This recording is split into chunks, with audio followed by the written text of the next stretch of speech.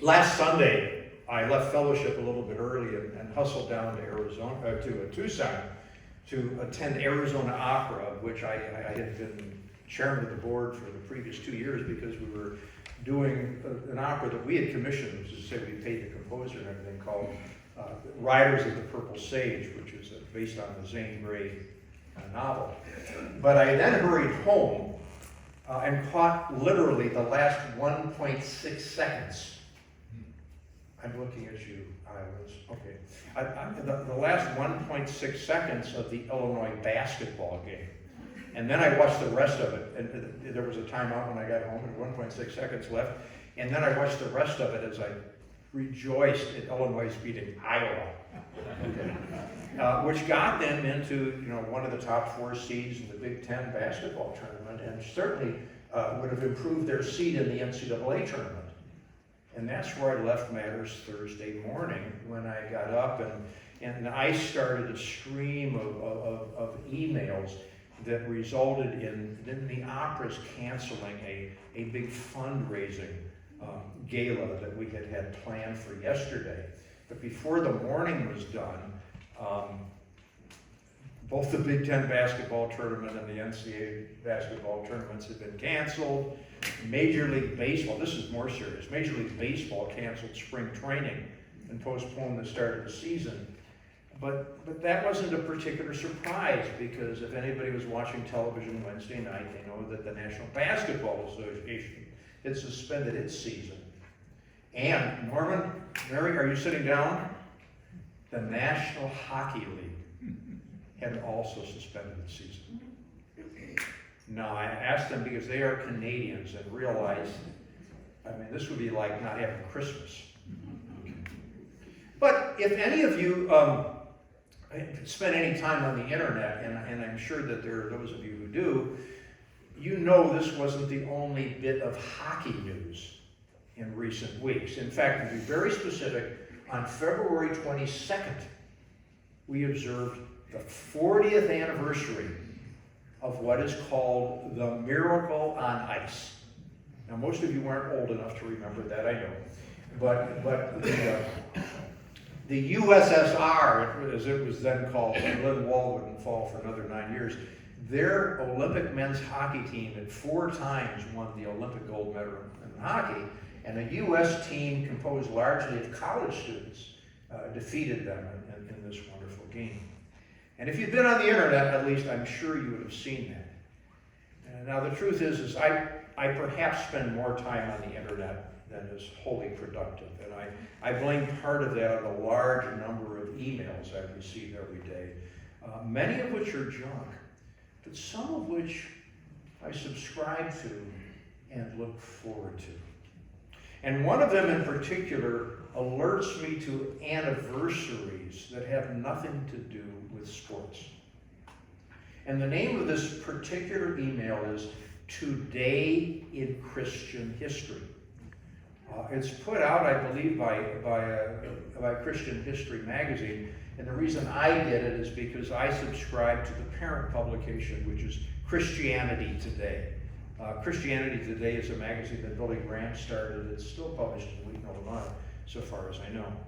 And this email I actually enjoy much more than I enjoy Christianity Today, and it is what it says, Today in Christian History. It'll have 1, 2, or 3 items and the date on which they happened in history. For instance, a week ago yesterday, and this popped out at me because I'd read a book about Perpetua some years ago. March 7th, 203, Perpetua, a Christian about 22 years old, her slave Felicitas, and several others are martyred at the arena in Carthage. Carthage is the place from which Hannibal had come about 500 years earlier. They were flogged, attacked by hungry leopards, and finally beheaded. Perpetua remains one of early Christianity's most famous martyrs. See another example. Well, as I say, Carthage was in what is now Libya, and not too long after Perpetua, St. Augustine comes out of a place called Hippo, which would be in Libya. But this past Monday, I'd heard of Perpetua, as I said, I'd read a book about Perpetua.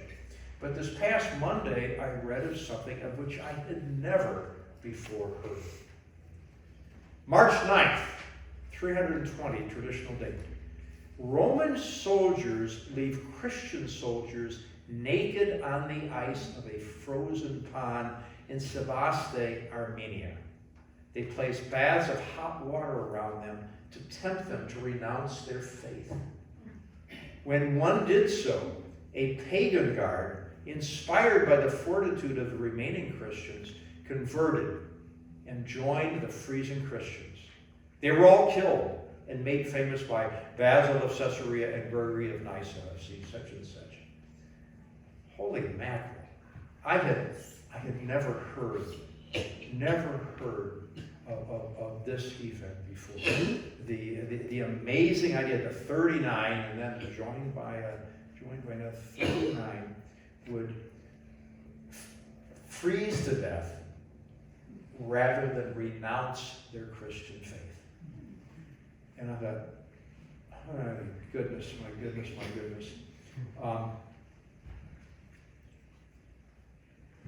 I want to make one thing very clear, is I'm not suggesting, I want to make very clear that anybody over this next month or so who believes that they are contagious, have a cold, or is worried about it, should stay home, okay? I'd rather preach to full pews of people who are living rather than full pews of people who are dying and making each other sick. Okay? So I am not in any way reflecting on courage or faith of those who might very wisely have chosen not to be here today. Courage isn't the issue. But I serve two churches, both of which face the probability, or at least a fair probability, of dying within the next 5 years. Okay? And you know, I went through the frustration, as some of you know, that, well, that's too far to drive, or they're different from us. But it isn't inconvenience and courage I want to talk about, actually. It's that these churches are likely to die, which includes this one. Because historically, taking the word to people who are not already believers has not seemed to be all that important to us. This is why, by the way, I have to say the nativity scene at Christmas it's important. You know, we do not do much else to reach non-believers. But we know very well the 300 or so people that we get here on the Sunday before Christmas Eve, or the Saturday night before, whatever Christmas Eve is going to be.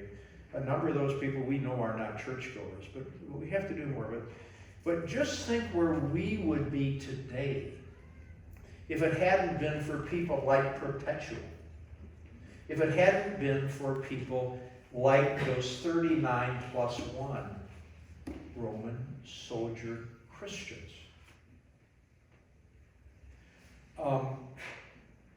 I'm fond of saying that a church, to be a church, must be like a tripod, standing on 3 legs. A tripod, you know, the most stable of structures we can have. And the first of those legs is my old friend and Professor Don Wardlaw used to say, is worship, the thing that most people do the most often together. Okay. And then the second leg, as I talk about, is fellowship and support of one another. Okay. Our fellowship hour is an example. My gosh, Betty, you just provided a perfect example of another one, which is helping one another as part of fellowship and support. But the third leg is being the church in the world, and this is where most churches fall down. Being the church in the world, being the church engaged in mission and in evangelism. Now, I doubt that those Roman soldiers thought of themselves as being engaged in evangelism when they died on the ice. But they were. We know that because at least one of those guards converted to Christianity to die with them. And probably others heard the message as well.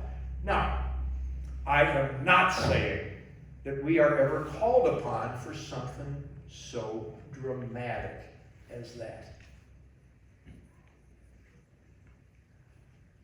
Now you're probably saying, John, you started out talking about ice hockey.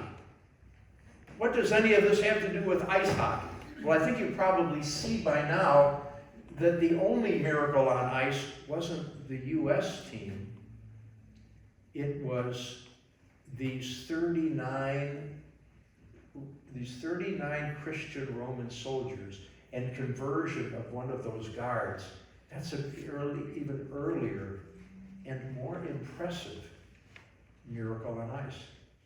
And again, if it hadn't been for people like that, if Perpetua, if those 39 soldiers that said, you know what, second thought, the emperor makes a pretty good God, would Christianity have come to us today?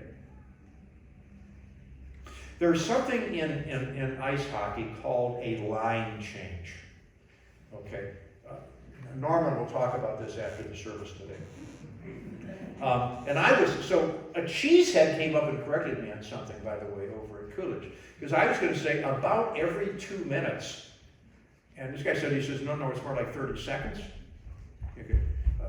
Every 30 seconds, ice hockey, if you don't know it, there are 6 skaters on the ice from each team. There's a goalkeeper who's the guy with all this stuff on, and he tends not to move unless somebody tries to shoot a puck at him. There are 2 defensemen, but then there are 3 forwards. And ice hockey is a very tiring game. Besides, many ice hockey players are Canadian, so about every 30 seconds they have to go for Molson's. Well, not really, but I've got, okay. But the point is they have to substitute for the other forwards. And what I'm saying is what the church is called to do is to do a line change, to replace those 39 plus 1 Roman soldiers, to substitute for Perpetua, not risking our lives, but going out to others and through the way we live our lives, introducing them to the same Jesus Christ who was professed by that young woman Perpetua and her maid, and by those 40 who died on the ice at Sebaste. That is what the church is called to be, is the body that carries Jesus Christ into a world that does not yet know him. And in his name, amen.